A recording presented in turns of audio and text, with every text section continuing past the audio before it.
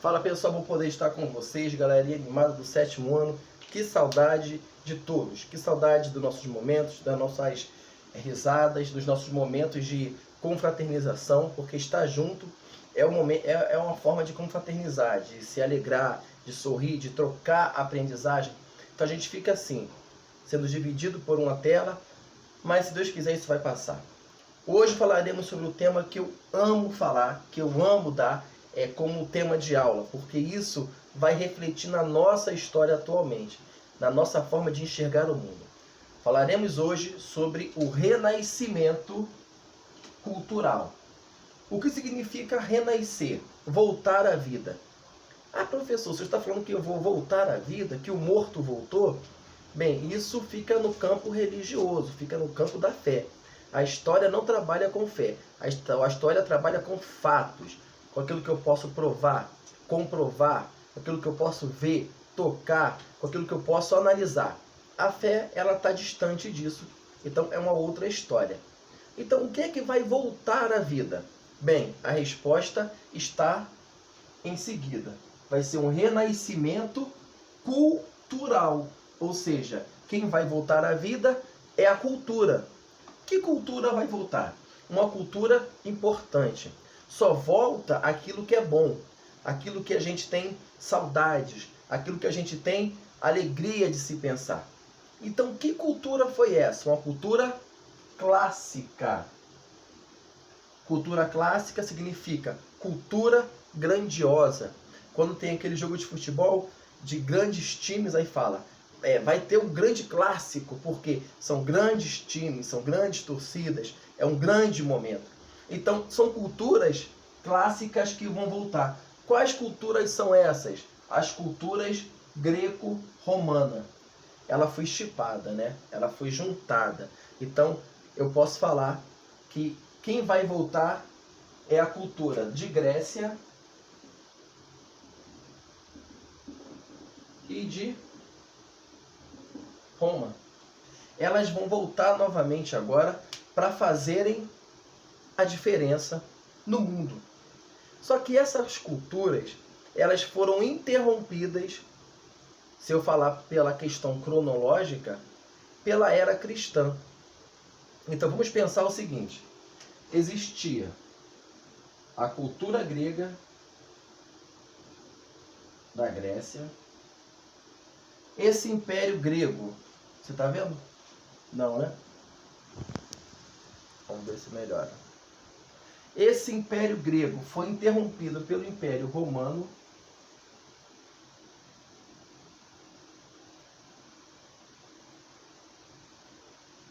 Foi interrompido pelo Império Romano. E depois, esse Império Romano, ele vai ser trabalhado com uma figura muito importante que vai mudar a história do mundo, que vai ser Jesus Cristo, que vamos chamar de era cristã.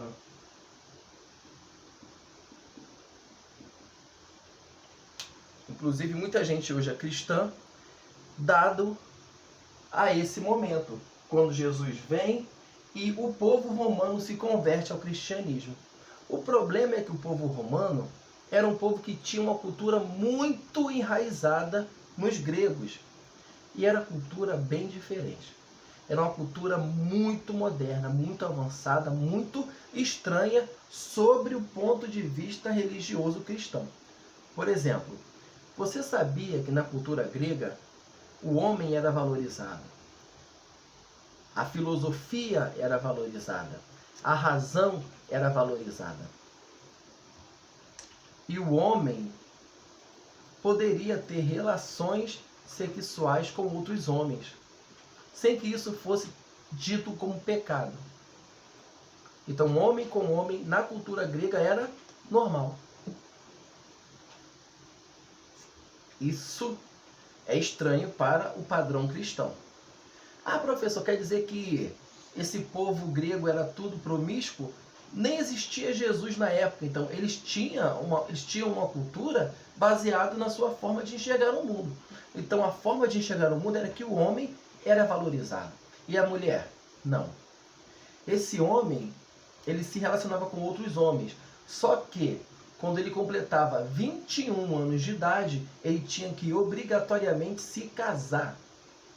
Para quê? Para formar uma família. Ele tinha que ter uma mulher.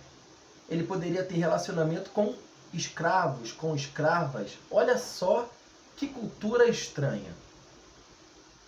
A cultura romana era pior. Até a religião de Roma era uma religião que eles chamavam de pagã. Adoravam a vários deuses. Tinham ali vários cultos a deuses diferentes, a divindades diferentes. Existia o culto, por exemplo, ao deus Baco. E sabe como era a forma de você cultuar o deus Baco? Bebendo vinho, se embebedando e depois se relacionando com várias pessoas diferentes. Que cultura estranha. Aí você fala, isso é um absurdo. Foi isso que os cristãos fizeram. Trouxeram essa cultura como uma cultura que deveria ser morta. Daí vem a era cristã, chamada de cultura medieval. Vamos apagar aqui.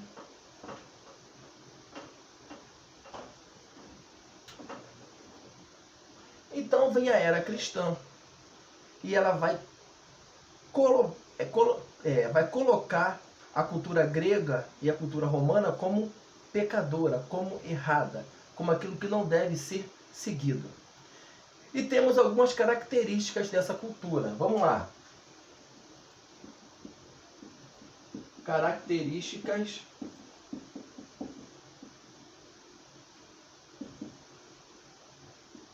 medieval versus Renascimento.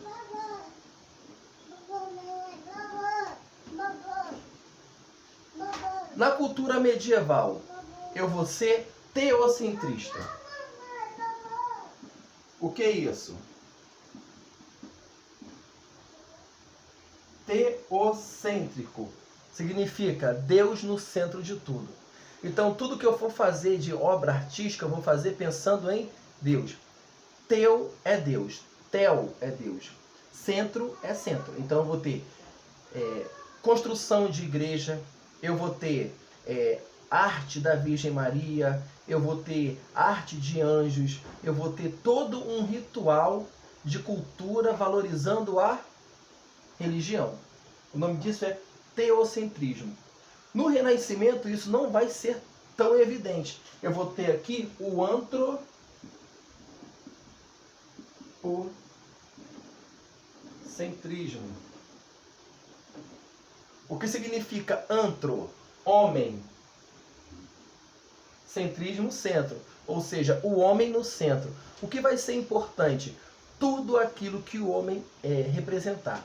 Então eu vou estudar sobre o homem, eu vou pintar sobre o homem, eu vou estudar sobre o homem que é relevante, o homem que é importante. É esse que merece ser analisado. Como na cultura grega o homem era importante, aqui também vai ser o antropocentrismo. Na cultura medieval católica, eu vou ter aqui como base de pensamento a fé. É a fé que vai dizer os limites de uma cultura padrão. Então, se eu não sou cristão, eu vou para o inferno. Se eu não tenho fé em Deus, eu não mereço ir para o céu. É a fé. E a fé eu posso provar? Não. Por exemplo, você crê que Jesus Cristo nasceu de uma virgem. Eu digo você, todos nós, né, que acreditar no cristianismo, que Jesus nasceu de uma virgem. Virgem. Como é que a virgem pode dar luz? Mas você acredita. Então você tem fé. No Renascimento isso não é válido. Aqui eu vou buscar a razão. Eu vou ter aqui muitas mudanças, gente, muitas coisas legais. Está interessado em conhecer mais um pouco? Espere então nossa próxima aula.